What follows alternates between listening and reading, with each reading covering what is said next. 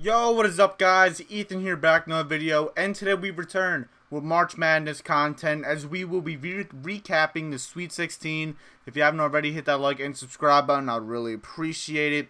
My bad for this coming out a little bit late, but I've just been busy all week. There will be daily, day 1, day 2 for the Elite 8, so look out for those. But the Sweet 16, man, this tournament just keeps getting better and better. And Michigan State, Kansas State is probably the best game of the tournament. I didn't put either team on the thumbnail because they were on the last one, but that's besides the point.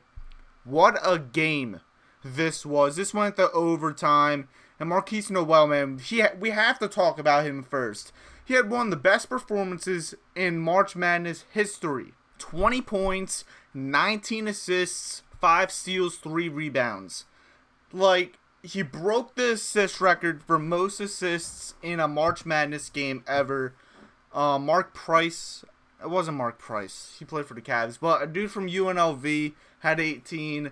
Markquis Nowell broke it, and he was just leading this Kansas State team. Keontae Johnson went off. Massoud off the bench had 15, man.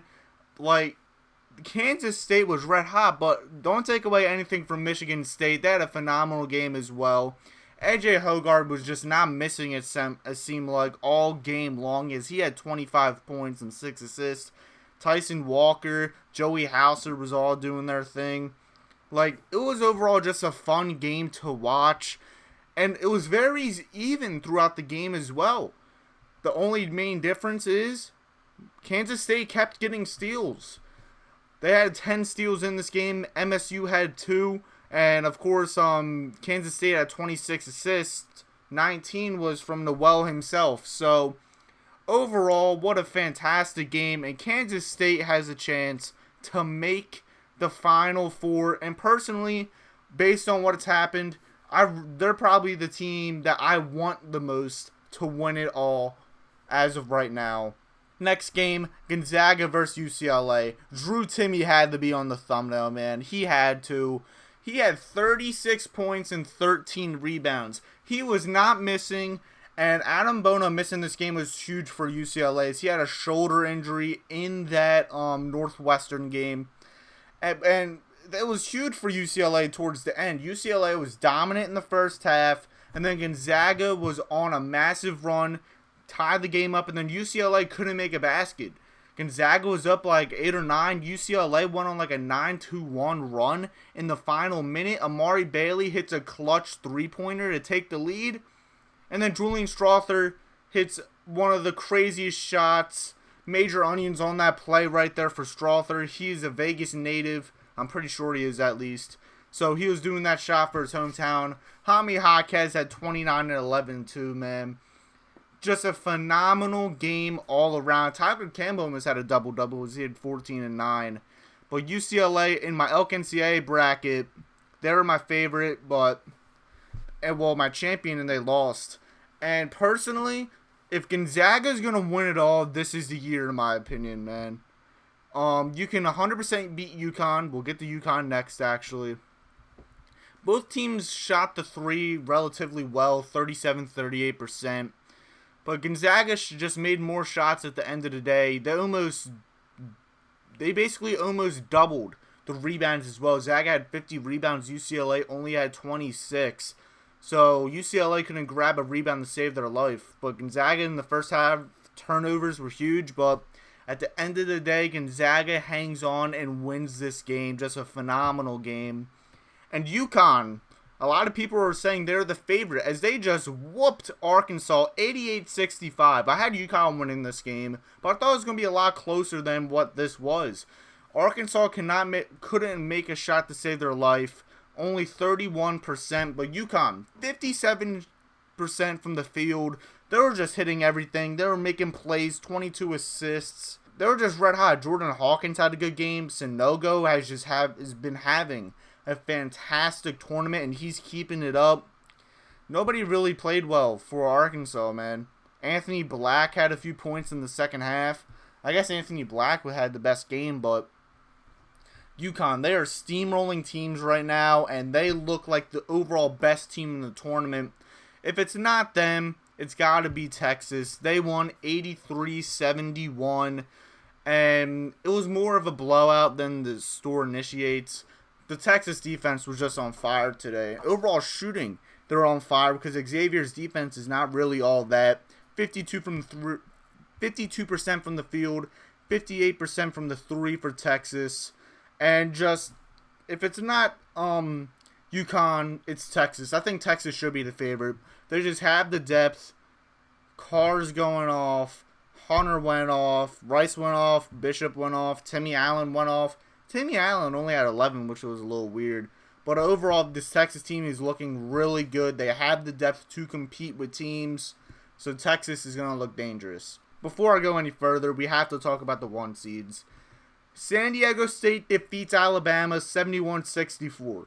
I kept telling y'all San Diego State was going to make this a game. Everyone said Alabama's going to blow them out. I said no. I said San Diego State could win this game. I didn't choose them. I thought Alabama was going to win a very close game. And to be fair, this was a lot more high scoring than I thought. And what San Diego State does well is perimeter defense. And that is 100% what they did versus Alabama. Alabama shot 11% from the field. No. 11% from 3. They shot 32% from the field. 11% from 3. They're one of the best shooting teams in all college basketball. And Brandon Miller, one of the best players in college basketball, just had a stinker. 9 points, 3 for 19 overall shooting. And I just saw this crazy stat. Right now, in a minimum of 35 field goal attempts, he has the lowest shooting percentage in NCAA basketball history in March Madness. I definitely worded that wrong. So he is 19% during this entire tournament. For Alabama's best player and one of the best players overall, this is insane. Marcus Sears and Javon Quinterly had good games, I guess. But Alabama could not shoot a 3 for their life. Damian Trammell is on the cover for a reason. He was red hot today, 21 points, also 2 steals. The San Diego State team is really good, y'all. And they just have crazy good depth, and their defense is one of the best in the nation. I don't know how it's going to fare up with Creighton, as Creighton did win their game, 86-75. The best performance. It was just Shireman, Kalkbrenner. Nembhard had 30 last game and only had 9 today. That's kind of disappointing for him. But Kalkbrenner's having a phenomenal tournament so far. Creighton just had more depth, and at the end of the day, depth matters. San Diego State, Creighton, both has never made the Final Four. That will change this year, obviously, as one of those two will win and proceed to go to the Final Four. I'm pretty sure there's never been a 5 seed in the Final Four. Maybe it's a national championship. I could be wrong about that. But San Diego State can change it. I'm surprised I haven't talked about this game yet. Miami just completely obliterates Houston 89-75. And defensively, it was just an off game for Houston, man. As Miami hit every single shot that they wanted to, and there was no stopping it. 51% from the field, 40% from 3. Nigel Pack had a phenomenal game. Isaiah Wong is going off. Norchad Omier, Poplar, Jordan Miller, man. Walker, like, this team is red hot right now. And Texas is going to have a test and just a brutal battle versus this Hurricanes team. Because this Miami team is red hot, and they're looking phenomenal right now. Houston didn't necessarily play bad offensively. Sasser had a good game. Jamal Shead had a good game. Jerace Walker had a good game.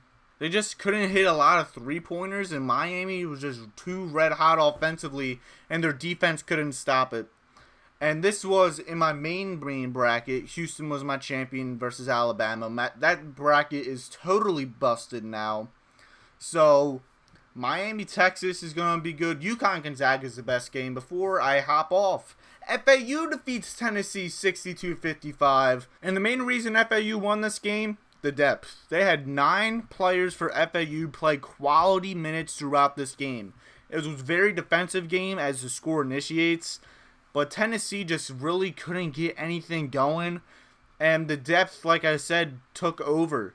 And that's what's going to potentially kill Kansas State in that game. Kansas State only has 6-7 players. FAU has a good 10 players they can just regularly take in and out, and they believe in. Of course, they have their starting 5. But FAU has some serious depth, and it's just a struggle to play this team, and they won 30 games for a reason. Tennessee just really wasn't themselves tonight offensively, but to be fair, that's been Tennessee towards this latter half of the year, excluding the tournament. That's what we saw at the end of the regular season in the SEC tournament. This offense was bland. You beat Louisiana. You almost choked that game. And then you just played a phenomenal game defensively versus Duke. This is just a bad draw. I knew FAU was going to win this game. I did not believe this Tennessee team could go to the Final Four realistically.